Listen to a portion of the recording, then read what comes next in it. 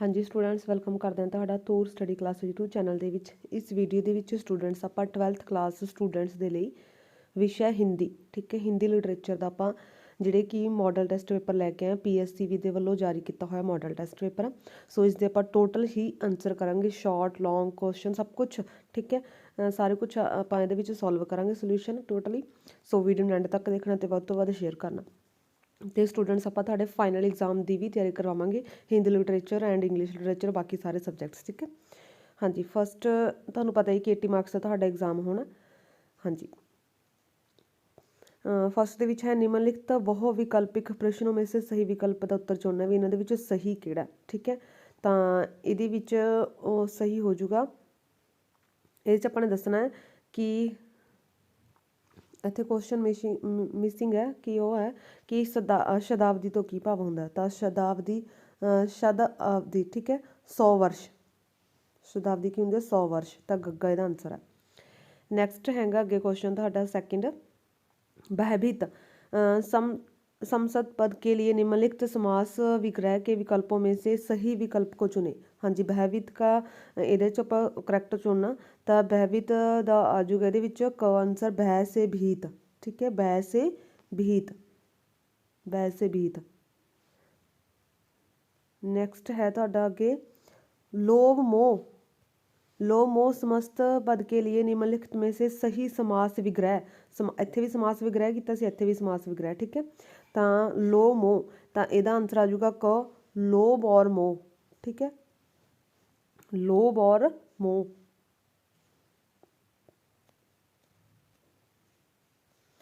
Next ਹੈ ਅੱਗੇ second, ਇਸ ਦੇ ਵਿੱਚ ਵੀ ਆਪਾਂ ਨੇ ਬਹੁਤ ਵਿਕਲਪੀ ਕੁਐਸਚਨ ਚੁਣਨੇ ਨੇ। ਹਾਂਜੀ ਸਾਰੇ ਇੱਕ ਮਾਰਕਸ ਦੇ ਹੋਣਗੇ ਤੁਹਾਡੇ ਇਹ।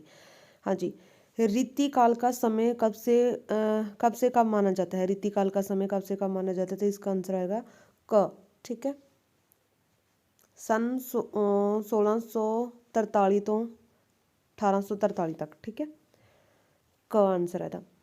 नेक्स्ट है बिहारी सतसई किस कवि की रचना है? बिहारी सतसई किस कवि की रचना है? तो इसका आंसर है ख, बिहारी की। नेक्स्ट है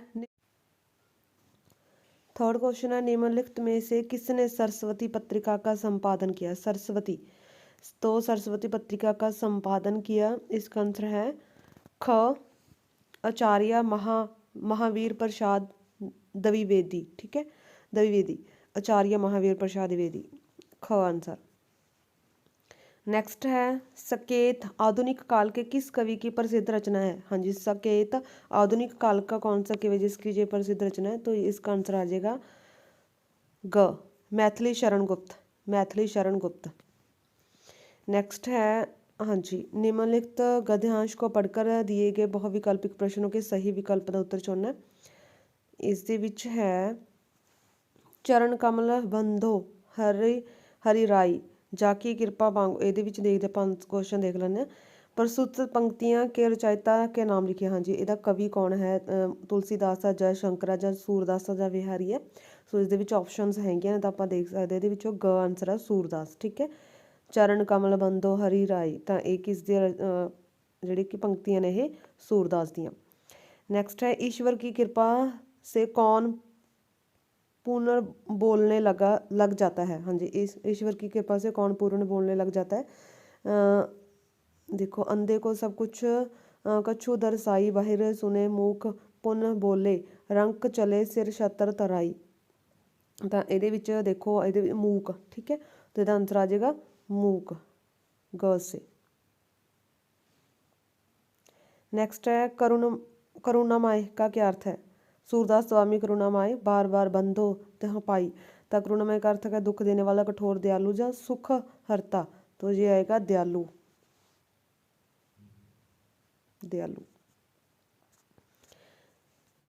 अगे थर्ड में भी जोड़े पद्यांश को रीड कर इन्होंने आंसर करने ने। हाँ जी आप देखते हैं क्वेश्चंस। फर्स्ट है इस पद्यांश में कवि ने किसकी पीड़ा को व्यक्त किया है? तो इसमें जशोधरा की पीड़ा को व्यक्त किया है, जशोधरा, ठीक है। नेक्स्ट है इस पद्यांश में कौन दुखी नारी को पूरी तरह समझ नहीं पाया? तो आंसर आएगा उसका पति, ठीक है, उसका पति। नेक्स्ट है उपयुक्त पद्यांश में पथ का क्या अर्थ है? हाँ जी, पथ का क्या अर्थ है? तो पथ का अर्थ है रास्ता। ठीक है, रास्ता। हाँ जी, नेक्स्ट फिर से ਜਿਹੜੇ कि बहुविकल्पी प्रश्नों के सही उत्तर चुनने ने। हाँ जी, वह 10वीं कक्षा में प्रथम आई। वाक्य में प्रथम शब्द, प्रथम पद का सही पद परिचय कौन सा है? हाँ जी, प्रथम मतलब कि किस दे ਲਈ यूज़ ਹੋਇਆ ਹੋਇਆ, ਆਪਾਂ ਇਹ ਦੇਖਣਾ ਵੀ ਕਿਸ ਕਿਸ ਦੇ ਲਈ ਹੈ। ਠੀਕ ਹੈ, ਜਿਵੇਂ ਫਸਟ ਦੇ ਵਿੱਚ ਪੁੱਛਿਆ ਹੋਇਆ, ਆਪਸ਼ਨਸ ਦਿੱਤੀਆਂ ਹੋਈਆਂ ਨੇ, ਵਿਅਕਤੀਵਾਚਕ, ਏਕਵਚਕ, ਇਸਤਰੀ ਆਈ, ਕਿਰਿਆ ਕਾ ਕਰਤਾ ਹੈ ਜਾਂ ਖ ਹੈ ਇਹਦੇ ਵਿੱਚ, ਤਾਂ ਇਹਦਾ ਆਨਸਰ ਆ ਜਿਹੜੇ ਕਿ ਖ ਆਊਗਾ। ਠੀਕ ਹੈ, ਇਸ ਦੇ ਵਿੱਚ ਵਿਸ਼ੇਸ਼ਣ ਵੀ ਹੈ ਇਹ, ਪ੍ਰਥਮ ਕਰਮਵਾਚਕ ਵੀ ਹੈ, ਨਿਸ਼ਚਿਤ ਸੰਖਿਅਕ ਵੀ ਹੈ ਕਿਉਂਕਿ ਪ੍ਰਥਮ मतलब कि पहला। ठीक है, पुलिंग भी है ये, तो एक वचन भी है। बताए हुए स्थान विशेष का विशेषण है। ठीक है, स्थान मतलब कि किहड़े स्थान ते उसका ये विशेषण है, तो ख आंसर आएगा दा। नेक्स्ट है, हम तुम्हें चंडीगढ़ में मिले थे। इस वाक्य में आए तुम्हें पद का सही पद परिचय कौन सा है? हाँ जी, हाँ, ਇਹਦੇ ਵਿੱਚ ਆਪਾਂ ਨੇ ਤੁਮੇ ਦਾ ਦੱਸਣਾ, ਤਾਂ ਤੁਮੇ ਜਿਹੜੇ ਕਿ ਇਹਦੇ ਵਿੱਚ ਆ ਜਾਊਗਾ ਗ।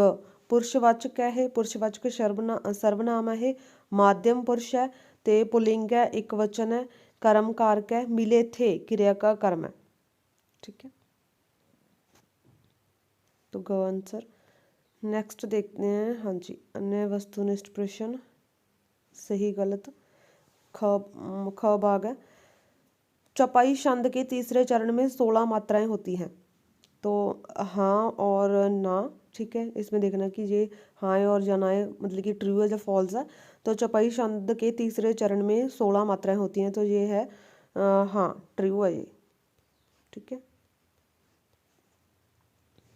सेकंड है, दोहा छंद में पहले चरण में 11 मात्राएं होती हैं। दोहा छंद में पहले में 11 मात्रा होती है, जो तो ये गलत है, इसका आंसर आ जाएगा नहीं, सेकंड, फर्स्ट ट्रू है।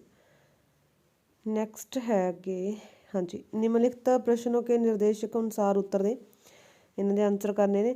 जहाँ एक शब्द एक बार प्रयुक्त हो परंतु दो ਜਾਂ दो से अधिक अर्थ का बोध कराए, मतलब कि ਜਿਹੜਾ शब्द एक बार होवे यूज बट वो ਜਿਹੜੇ कि दो या दो तो अधिक अर्थ का बोध करवाए, वहाँ डैश अलंकार होता है। तो वहाँ कौन सा अलंकार होता है? यमक अलंकार होता है, यमक अलंकार होता है, यम। ठीक है, उपयुक्त अलंकार का नाम लिखकर खाली स्थान भरें, यहाँ पे अपने फिल करता। सेकंड है, यहाँ, हाँ जी, सेकंड, जहाँ उपमान, उपमान पर उपमेय का रूप, मतलब कि जिथे उपमान अलंकार ते जिहड़े कि उपमेय का रूप हो, वहाँ डैश अलंकार होता है। तो कौन सा अलंकार होता है? वहाँ रूपक अलंकार होता है, रूपक, रूपक। ठीक है, रूपक अलंकार होता है, रूपक अलंकार। नेक्स्ट फिर से आंसर करने हैं, हाँ जी, जुडिशियल, जुडिशियल का शब्द का हिंदी पर्याय कौन सा है? ठीक है, जुडिशियल, तो जुडिशियल का आएगा हिंदी में न्यायिक, आधा ना या न्यायिक, न्यायिक। ठीक है, नेक्स्ट है सिलेक्शन बोर्ड, सिलेक्शन बोर्ड शब्द का हिंदी रूप, सिलेक्शन बोर्ड का चयन बोर्ड,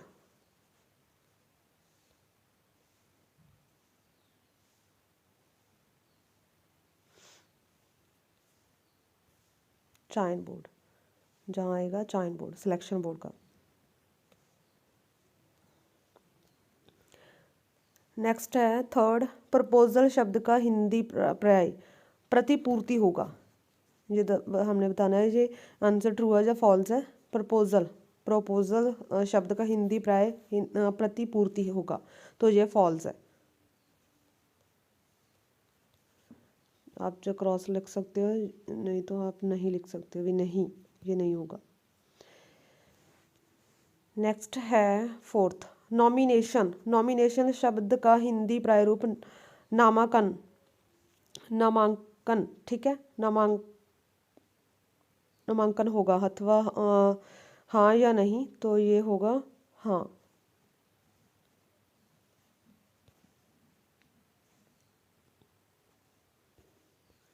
नेक्स्ट, हाँ जी, फिर से question answer filling the blanks में आएंगे। गुरु गोबिंद सिंह निबंध के लेखक डैश हैं। गुरु गोबिंद सिंह जी निबंध के लेखक कौन है? तो इसमें आंसर आ जाएगा doctor Dharampal Maini. Doctor Dharampal Maini.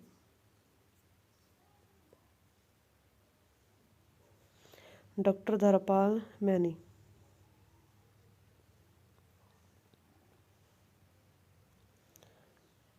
Next है, समय नहीं मिला निबंध में लेखक का मानना है कि जो लोग सचमुच बड़े हैं और बहुत व्यस्त रहते हैं, व्यस्तता के कारण उनका पत्र व्यवहार अव्यवस्थित रहता है। सही या गलत?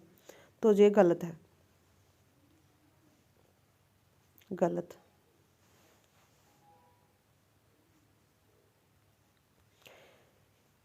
क्योंकि इसमें लिखा हुआ है भी इस समय नहीं मिला निबंध में लेखक का मानना है कि जो लोग सचमुच बड़े हैं और बहुत व्यस्त रहते हैं, व्यस्तता के कारण उनका पत्र व्यवहार अव्यवस्थित रहता है। ये फॉल्स है, ठीक है।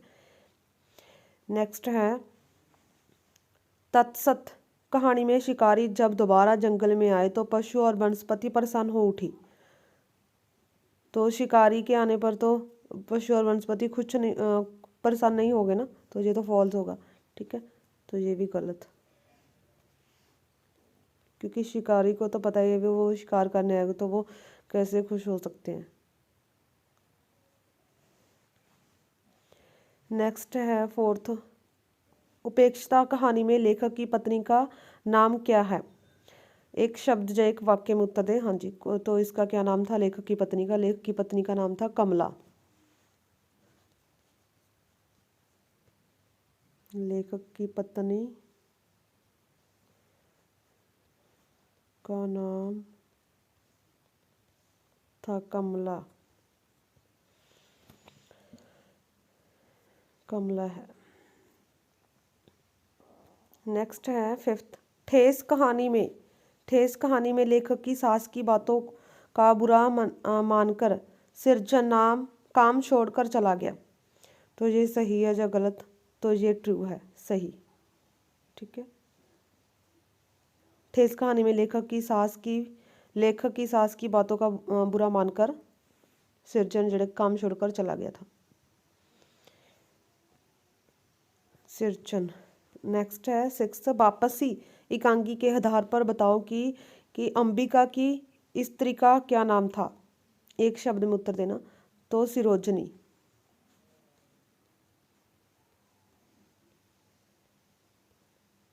सिरोजनी।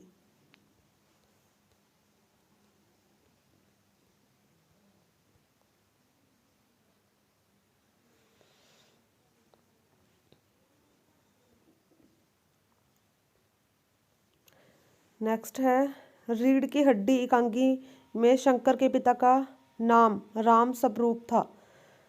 तो ये सही है या गलत? तो ये गलत है।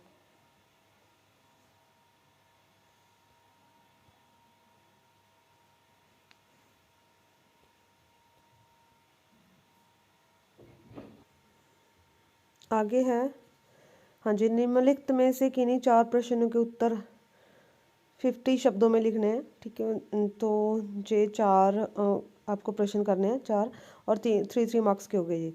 हाँ जी, पहले हम क्वेश्चन देखेंगे फिर उनके आंसर देखेंगे। फर्स्ट है, धर्म और कानून में क्या अंतर?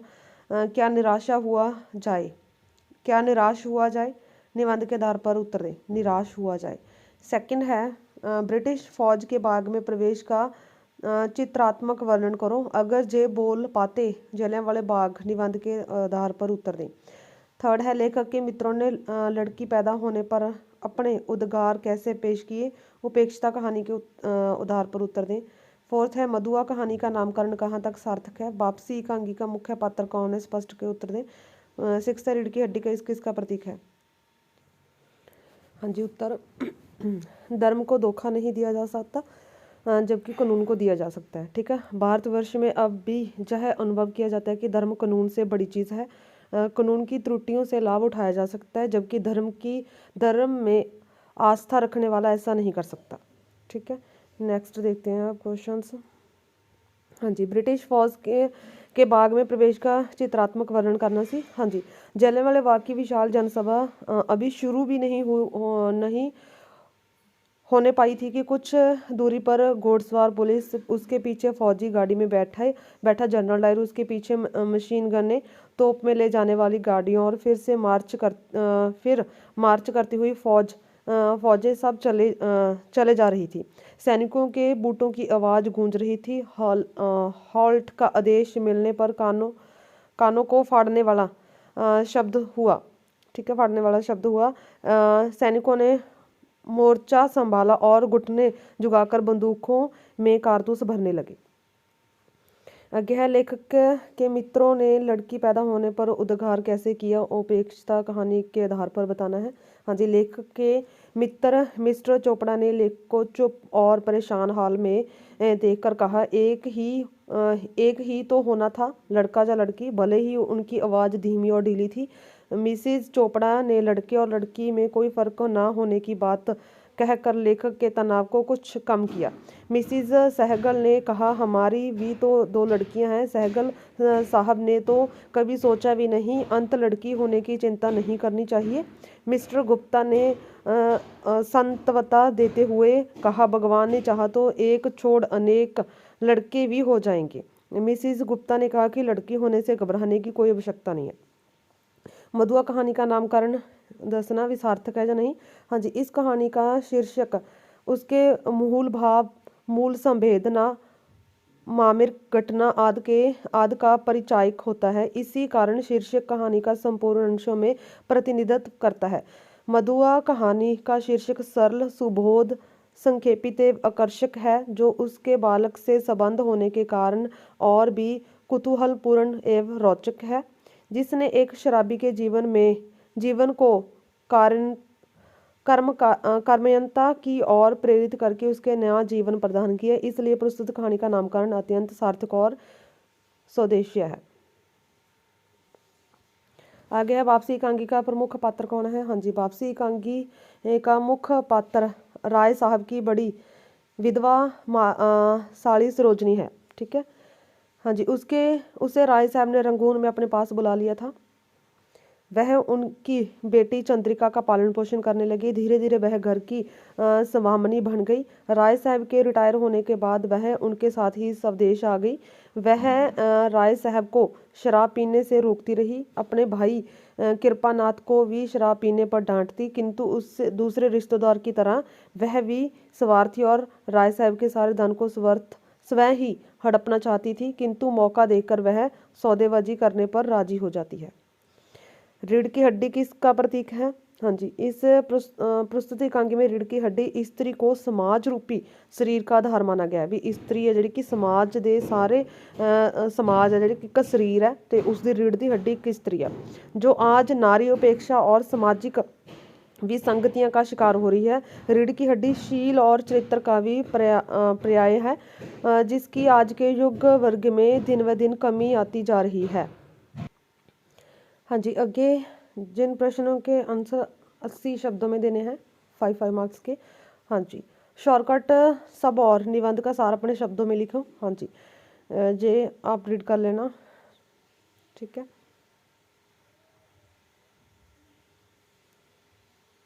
नेक्स्ट है, शंकर शरीर का व चरित्र की दृष्टि से रीढ़ की हड्डी में से विहीन है। आपका इसके बारे में क्या विचार है। शंकर का चरित्र चित्रण। ठीक है, शंकर वकील गोपाल प्रसाद का बेटा है। वह अपने पिता के साथ उमा को देखने आया है। अपने पिता के साथ साथ वह भी इस बात में विश्वास करता है कि लड़की सुंदर हो किंतु कम पढ़ी लिखी हो। किंतु जब पिता के उमा से उल जलूल सवाल पूछने से पश्चात उमा उनकी पोल खोल देती है कि वह पिछली फरवरी में लड़कियों के हॉस्टल में इर्द गिर्द घूमता हुआ पकड़ा गया था और वह नौकरानी के पैरों में पड़कर अपना मुंह छिपाकर भागा था। हमारे विचार से शंकर शरीर और चरित्र की दृष्टि से रीढ़ की हड्डी से विहीन है, इसलिए वह अपने पिता के सामने मिट्टी का माधो बना बैठा है। स्त्री चरित्र की दृष्टि से ही नहीं, पढ़ाई की दृष्टि से भी वह रीढ़ की हड्डी से विहीन है।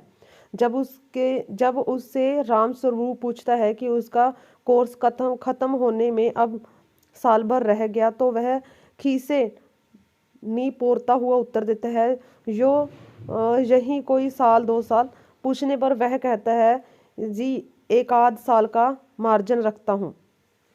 उसके शरीर रूप से रीढ़ की हड्डी से विहीन होने का प्रमाण हमें उनके पिता के इस वाक्य से मिल जाता है कि झुककर क्यों बैठे हो, विवाह तय करने आए हो, कमर सीधी करके बैठो, तुम्हें दोस्त ठीक कहते हैं, शंकर के बैकबोन।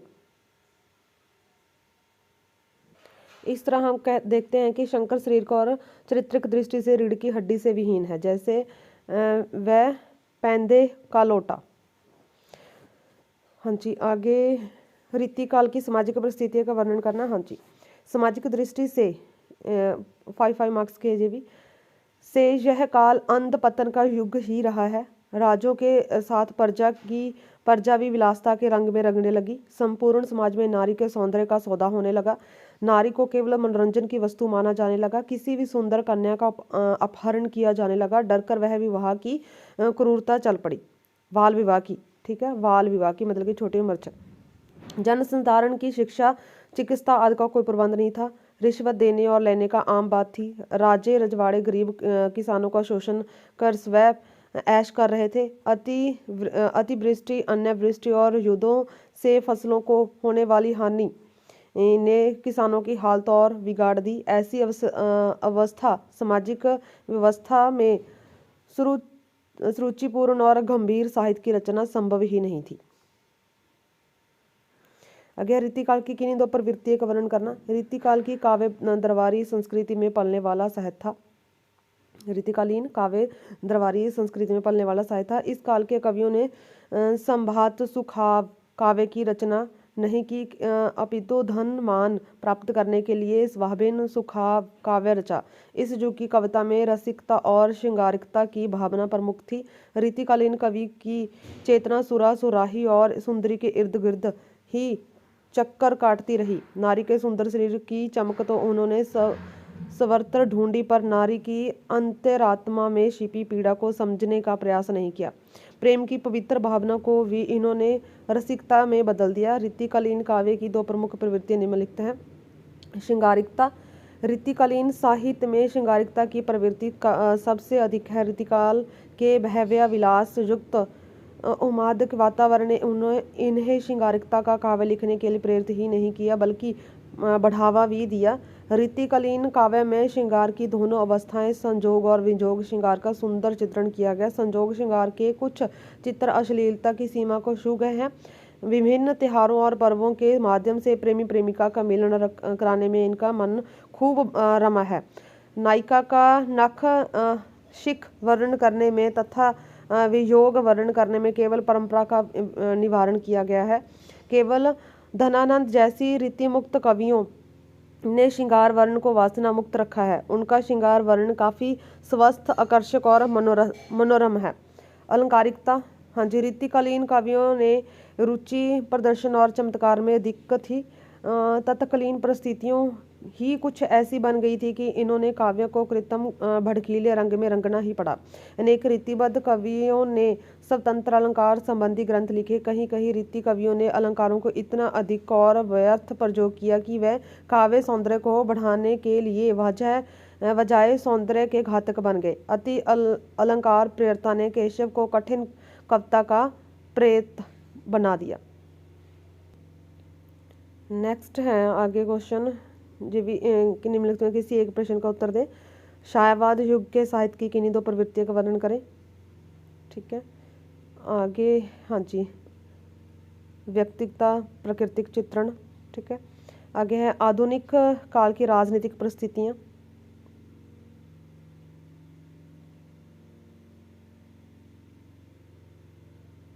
आगे हिंदी में लिखना है। पंजाबी विच गुरु नानक बाणी दे 3 उच्चे आदर्श, नाम जपो किरत करो वंड के छको, पंजाबी रहन सहन विच डूंघियां जड़ां फड़ गए। तो ये लिखेगा बिच दा आ जाऊगा में। ठीक है, पंजाबी में गुरु नानक बाणी के 3 उच्चे आदर्श, नाम जपो किरत करो तथा अते दा हो जाऊगा तथा बांट कर छको, पंजाबी रहन सहन में। ठीक है, बिच दा आ जाऊगा में, गहरी जड़ें पकड़ गए। ਨੈਕਸਟ ਹੈ किसी एक प्रश्न का उत्तर देना। हाँ जी, ਇਹਦੇ ਵਿੱਚ ਤੁਸੀਂ विज्ञापन देना। ठीक है, भी आपका नाम पंडित जोगेश्वर नाथ है, सेक्टर 22 में रहते हैं, चंडीगढ़ में एक जोगेश्वर योग साधना केंद्र खोला है जहां आपको लोगों को योग सिखाते हैं, इसके लिए इतनी फीस है, तो आपने विज्ञापन देना। ठीक है, आपको आप पहले में ये लिख देना कि आप अपने तरफ से भी लिख सकते हैं। आपको यह जानकर हर्ष होगा या खुशी होगी कि आपके सेक्टर में, ठीक है, 22 सेक्टर में चंडीगढ़ में जोगेश्वर योग साधना केंद्र खोला जा रहा है, जिसमें आप लोगों को योग के विभिन्न आसन सिखाए जाएंगे। जैसे कि आप जानते ही हैं कि योग रोग प्रतिरोधक क्षमता को बढ़ाने में अत्यधिक सहायक है। योग हमारी प्राचीन संस्कृति का महत्वपूर्ण हिस्सा है। आपके जीवन में योग को अपनाकर आप विभिन्न प्रकार की शारीरिक और मानसिक बीमारियों से मुक्ति पा सकते हैं। इस योग साधना केंद्र में आपके पंजीकरण के लिए आपको प्रति माह 1000 रुपये की फीस देनी होगी। ठीक है, इस योग साधना को अपनाकर अपने जीवन को निरोगी बनाएं। पंडित जोगेश्वर फिर जय। और इसमें आपको देना है सूचना। ठीक है, सूचना देनी है, ऐसे सूचना लिख देनी है, ये भी अपनी तरफ से आप लिख सकते हैं भी कहाँ जो भी आपको सूचना, जैसे इन्होंने लिखा है समस्त विद्यार्थियों को ये सूचित किया जाता है, जो तो सभी में आ जाएगा, सूचित किया जाता है कि विद्यालय की पंजाबी साहित्यिक समिति द्वारा एक भाषण प्रतियोगिता का आयोजन किया जा रहा है, जिसमें आप सभी विभिन्न विषयों से संबंधित भाषण प्रस्तुत कर अपनी प्रतिभा का परिचय दे सकते हैं। इस प्रतियोगिता का आयोजन कमरा नंबर 4 में सुबह 10 बजे किया जाएगा। आप सभी से अनुरोध है कि आप इस प्रतियोगिता में भाग लेकर प्रतियोगिता को सफल बनाएं। प्रतियोगिता में भाग लेने वाले प्रत्येक विद्यार्थी को प्रमाण पत्र दिया जाएगा और प्रथम, द्वितीय तथा तृतीय स्थान पर आने वाले विद्यार्थियों को पुरस्कार भी दिया जाएगा। सचिव पंजाबी साहित्य समिति, सरकारी सेकेंडरी स्कूल। ठीक है,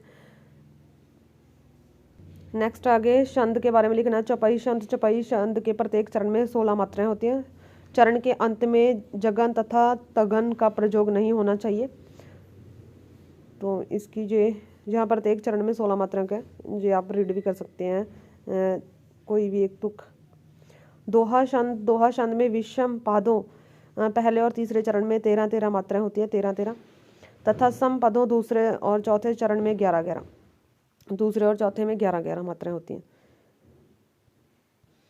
दोहा छंद में सम चरणों के अंत में गुरु लघु का विधान हो जाता है। विषय विषम चरणों में आरंभ में जगन का अभाव हो जाता है। ठीक है, तो अलंकार, जमक अलंकार, यह एक शब्द तथा शब्द समूह का एक से अधिक बार प्रयोग हो, मतलब कि जो एक शब्द एक तो अधिक बार प्रयोग हो। ठीक है, और अलग अलग अर्थ निकले तो उत्थे होंदा जमक अलंकार, जैसे कनक, कनक ते सैगुनी, अधिकता, अधिकाय। ठीक है, हाँ जी। उपमा अलंकार, जब किसी वस्तु का दूसरी से तुलना की जाए तो उपमा अलंकार के इसके 4 अंग हैं। उपमेय, उपमान, वाचक शब्द, साधारण, धर्म।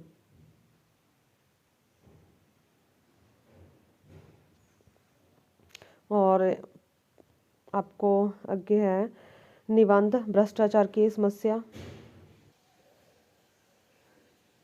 और सुंदर लिखाई के आपको 5 मार्क्स मिलेंगे। थैंक्स।